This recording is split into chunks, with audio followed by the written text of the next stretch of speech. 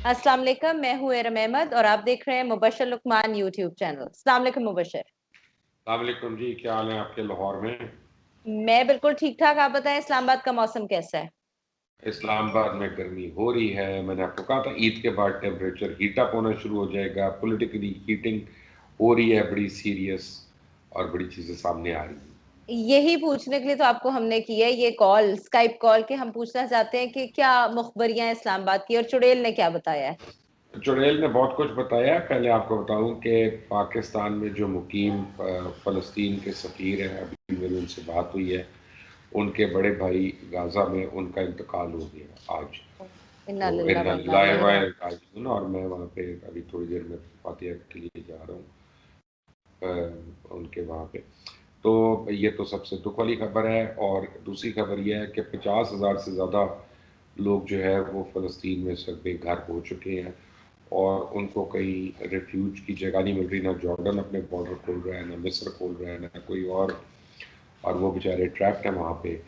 और ये फैसला किया गया है, जो बीबीसी के हवाले से हमें पता चला है, कि किसी किस्म की जंग बंदी इसराइल नहीं करना चाह रहा और वो इसको एक दफ़ा फुल को ऑपरेशन में कन्वर्ट करके इस किस्से को अपनी तरफ से वो सेटल करना चाह रहे हैं। तो पता नहीं ये हम लोगों को कब ख्याल आएगा, मुसलमानों को, कि जब पानी सर से गुजर जाएगा या हमारे सर पे आएगा। अभी तक तो नहीं आया। तो ये आपसे खबर। यही जी यही आपसे बात करने लगी थी कि अब शहादतें भी वहां पे बहुत ज्यादा हो गई हैं और जितनी हुई हैं उसमें से आधे से ज्यादा औरतों और बच्चों की हैं। हाँ जी, मैंने आपको लेकिन कल भी कहा था ना, तो अनएथिकल वॉर हो रही है ना, जी जिसका तो सर पैर ही नहीं है। जी आप औरतों को मार रहे हैं, बच्चों को पॉइंट ब्लैंक शूट किया गया, ऐसी वीडियोस आई हैं। हम्म आप मीडिया हाउसेस के ऊपर बम मार रहे हैं, आप अस्पतालों को नहीं छोड़ रहे। एक वहाँ पे मेडिकल टेस्टिंग सेंटर था कोविड का, और वो आपने उसको बम मार के उड़ा दिया। और इस वक्त वहाँ पे कोविड का रेशो 28% है, which is the highest in the world, I believe. तो पता नहीं अभी एक ये है, तो वो उसके बाद कोविड है। वो बेचारे जाए तो किधर जाए, मुझे तो समझ चाहे नहीं तो आ रही। बिल्कुल सही बात है। अच्छा, आपसे जरा थोड़ी पहले हम पाकिस्तान की भी बात कर लें। ओवरसीज पाकिस्तानियों ने 2.8 बिलियन डॉलर्स इस मंथ में भेजे हैं, विच इज अ रिकॉर्ड। और पिछले 10 महीनों में 24 बिलियन डॉलर्स कलेक्ट हो चुके हुए हैं। सो अगर ये ओवरसीज पाकिस्तानीज इतने रेमिटेंस ना भेजें तो पाकिस्तान का क्या हाल होगा? पाकिस्तान बैंकरप्ट हो जाए, खुदा न खास्ता, अगर ओवरसीज पाकिस्तानी से रिमिट ना करे। लेकिन ये जो पिछले 2-4 महीने से ज़्यादा आ रही है, उसकी वजह ये है कि गल्फ में, मिडल ईस्ट में बहुत से पाकिस्तानी जो हैं उनके जॉब्स वाइंड अप हो रहे हैं। तो उन्होंने अच्छा। जितना 10 साल में, 20 साल में कमाया है, वो सारा रिपैट्रिएट कर रहे हैं और यहाँ ओके। वो रियल एस्टेट में इन्वेस्ट कर रहे हैं। दूसरा, जो रियल एस्टेट की एमनेस्टी स्कीम है, उसके अंदर बहुत लोग इन्वेस्ट कर रहे हैं, क्योंकि आप कह रहे हैं कि जी सवाल नहीं पूछा जाएगा ये पैसा आपने कैसे कमाया, कहाँ से लाया। लेकिन जो जी हमारे फॉरेन एक्सचेंज रिजर्व बढ़ रहे हैं, वो गलत फहमी का लोग शिकार है, जिसमें हमारी हुकूमत भी है। वो जी इसलिए नहीं बढ़ रहे, देखें पिछले साल से अभी तक 1.5 साल हो गया उम्रा नहीं हो रहा। तो 1.5 साल जब उम्रा नहीं होता तो तकरीबन 4-4.5 बिलियन डॉलर आपका बचता है। जब बिल्कुल। हज नहीं होता तो आपका 3.5 बिलियन डॉलर बचता है। 1.5 साल में किसी पाकिस्तानी ने ओवरसीज ट्रैवलिंग नहीं की है, आपका 3-3.5 बिलियन डॉलर वो बचा है। फिर आपका 3 महीने आपकी ऑयल की परचेजिंग नहीं हुई थी, क्योंकि सऊदी अरेबिया तो उबल रहा था ऑयल से और $0 पे बैरल थी। तो आपने ऑयल भी नहीं इंपोर्ट किया उस वक्त, तो आपके वो तकरीबन कोई $2 बिलियन पर मंथ के हिसाब से आपको, या 2 महीने के हिसाब से बचा, तो 5-6 बिलियन डॉलर की वो बचत हो गई। तो आपने कौन सा कमाया? ये एक खाम ख्याली है कि हमारे फॉरेन एक्सचेंज बढ़ गए, वो रिजर्व नहीं पता जाएगा। अवाम पानी ये सस्ता मिलेगा, तब अवाम कहेगी ना कि हमारे रिजर्व बढ़ गई या हमारी मॉनेटरी पॉलिसी अच्छी है। जी अवाम को एक्सेल शीट क्या करते, स्टेट बैंक की एक्सेल शीट करके जी हमारे रिजर्व बढ़ गए। बिल्कुल ठीक है जी। Thank you for making it very clear. और ताकि हम किसी खुशफहमी में शिकार ना रहे, आपकी यही मर्जी होती है, हम आपने खुशफहमी खत्म कर दी है।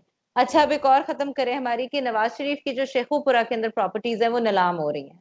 तो इज इट द सेम जैसे पहले मुशर्रफ के दौर में हुई थी, लेकिन एंड में पता चला कि वो उनके पास ही हैं?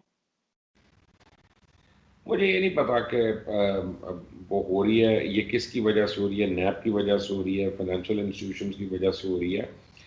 मैंने ऑनेस्टली इसको इतना परसू नहीं किया था, तो मुझे इसका बैकग्राउंड नहीं पता। लेकिन अब आपने ये सवाल पूछा है तो मैं इसके मुतालिक पता करके आपको ठीक और है, नाजरीन दोनों को मैं ज़रूर इत्तला करूँगा। बिल्कुल ठीक है। अच्छा, एक और सवाल के जी, फवाद चौधरी ने कहा है कि जुल्फी बुखारी का कोई ताल्लुक नहीं है रिंग रोड के पूरे स्कैम के साथ, और हालांकि लिंक्स उनके मेरा ख्याल है मटर्नल ग्रैंड पेरेंट्स की तरफ जाते हैं, मैं रिश्तेदारों की तरफ हाँ, तो जाते हैं। बात यह है कि ननियाल जो है वो रिश्तेदार नहीं होते ना। अच्छा। ददियाल रिश्तेदार नहीं होता, ननियाल ये तो वो लोग हैं ना जो आप किसी ओहदे के लिए कोई रिश्तेदार बना लेते हैं और किसी दूसरे को डिसोन कर देते हैं, इनका कर दीन दे। मान के है। हाँ ये तो बिल्कुल। पैराशूटर्स है ना, ऊपर से टपके हुए। जुल्फी बुखारी का तो अब मेरे पास पूरा एक स्कैम आया है कि उन्होंने कई हाउसिंग सोसाइटी से अप्रूवल लेने के लिए जो रिंग रोड के बीच उनमें से गुजरेगी, उनसे बेतहा पैसे लिए हैं। उसमें ब्लू वर्ल्ड का नाम है, उसमें कैपिटल हाउसिंग है, उसमें कई हाउसिंग सोसाइटीज हैं जो उसमें आई हैं। फिर अभी आपको मैं ये बताने लगा हूँ, चुड़ैल ने मुझे बताया 2 और वफाकी वजीर आ रही हैं बीच में। मैं उनका नाम ओ। अभी नहीं ले रहा क्योंकि चुड़ैल मुझे कही थी 5-6 बजे तक पूरी। तो 2 और वफाकी वजीर आ रहे हैं जिसमें बड़े अहम साहब भी हैं, और उनका भी नाम आ रहा है। चौधरी सरवर जो है उनकी और इमरान खान की तो मीटिंग भी हो चुकी है। इमरान खान ने उनकी सरजनिश भी की बहुत ज़्यादा।